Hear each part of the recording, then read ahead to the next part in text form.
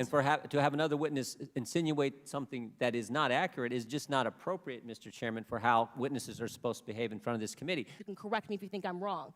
You would rather assign meaning to a homicidal maniac than to actually address the things that I said today that are actually harming Black America. Number one, father absence. Number two, the education system and the illiteracy rate. Illegal immigration ranks high, abortion ranks high, white supremacy and white nationalism, if I had to make a list again of 100 things, would not be on it. This hearing, in my opinion, is a farce, and it is ironic that you're sitting here and you're having 3 Caucasian people testify and tell you what their expertise are. Do I know what my expertise are? You all have to watch this.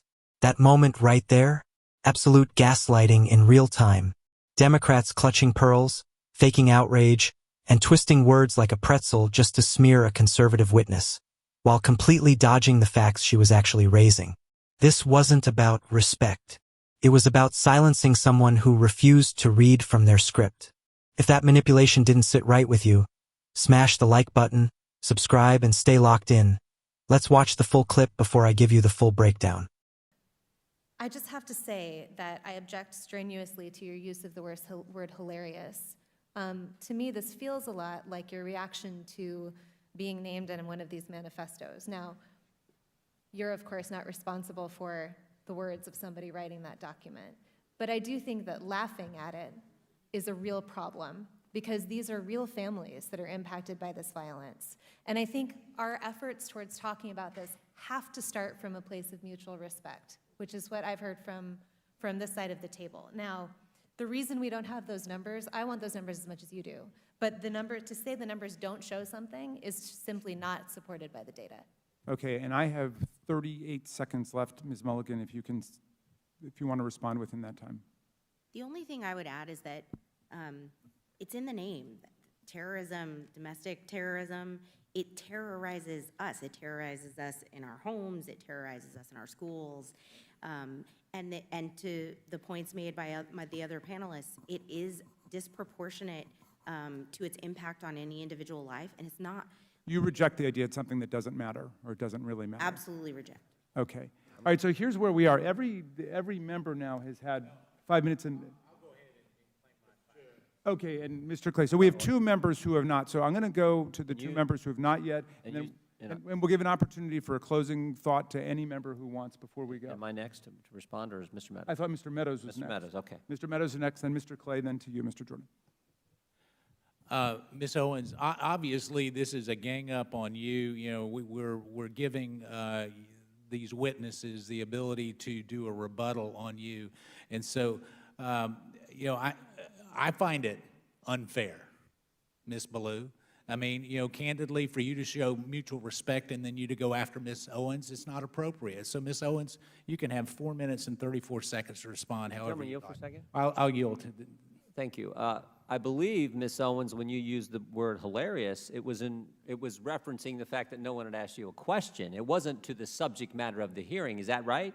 That is correct. And to have another witness insinuate something that is not accurate is just not appropriate, Mr. Chairman, for how witnesses are supposed to behave in front of this committee. I also think you didn't say it doesn't matter about the subject matter of today's hearing. You said there are other subjects that matter as well, and maybe we should spend some time on those. Is that accurate? That is correct, and they matter much, much, much, much more, and I have said that. I said that in my opening, and I will say it again. You know that white supremacy and white nationalism ranks nowhere near the top of the issues that are facing Black America.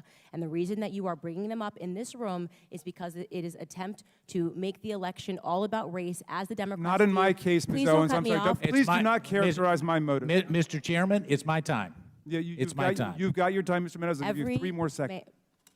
Every 4 years, you bring up race, and you knew exactly what I meant when I said hilarious, and you just tried to do live what the media does all the time to Republicans, to our president, and to conservatives, which is you tried to manipulate what I said to fit your narrative, okay?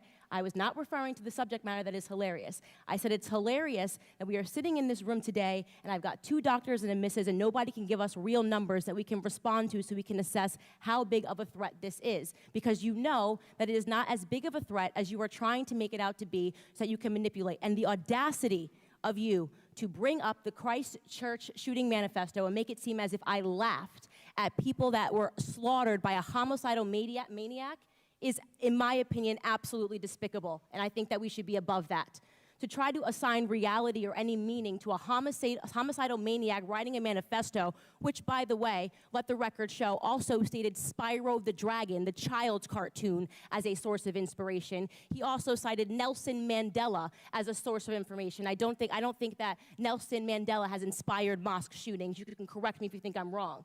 You would rather assign meaning to a homicidal maniac than to actually address the things that I said today that are actually harming Black America. Number one, father absence. Number two, the education system and the illiteracy rate. Illegal immigration ranks high, abortion ranks high, white supremacy and white nationalism, if I had to make a list again of 100 things, would not be on it. This hearing, in my opinion, is a farce, and it is ironic that you're sitting here and you're having 3 Caucasian people testify and tell you what their expertise are. Do I know what my expertise are? Black in America. I've been Black in America my whole life, all 30 years, and I can tell you that you guys have done the exact same thing every 4 years ahead of an election cycle, and it needs to stop.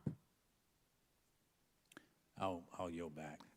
Thank you, Mr. Meadows. And Now that you've seen the whole exchange, let's stop playing pretend. Candace Owens was absolutely right, and the Democrats in that room proved her point in real time. She never laughed at violence. She never mocked victims. What she did was point out something deeply embarrassing for the hearing. Nobody could produce real numbers, real data, or real context to justify the panic they were pushing. And instead of answering her, they tried to emotionally mug her on camera. That's the move every time. When facts don't cooperate, Democrats reach for outrage. They took the word hilarious, ripped it out of context, and tried to pin mass murder on her like it was a cheap campaign button. That wasn't an accident, that was deliberate. And calling that behavior mutual respect is insulting to anyone watching with a functioning brain. Candace did what they hate most. She refused to be intimidated. She made it crystal clear that white supremacy and white nationalism are not remotely near the top threats facing Black Americans. And she's right. Father absence, failing schools, illiteracy, crime, illegal immigration. These are real, measurable crises destroying lives right now. Not election cycle boogeymen dragged out every 4 years to scare voters back into line. And the irony? Thick. This so-called concern for Black America featured 3 white witnesses lecturing everyone while dismissing the lived experience of an actual Black woman who dared to disagree. That tells you everything about what this hearing really was. It wasn't about safety. It wasn't about data. It was about narrative control. Candace Owens didn't just defend herself. She exposed the entire operation. She called out the media-style manipulation, the selective outrage, and the cynical attempt to turn a homicidal maniac's ramblings into political ammunition. And she did it calmly, clearly, and without backing down for a second. This hearing wasn't serious. It was theater, and Candace walked straight onto the stage, ripped down the backdrop, and told the truth anyway.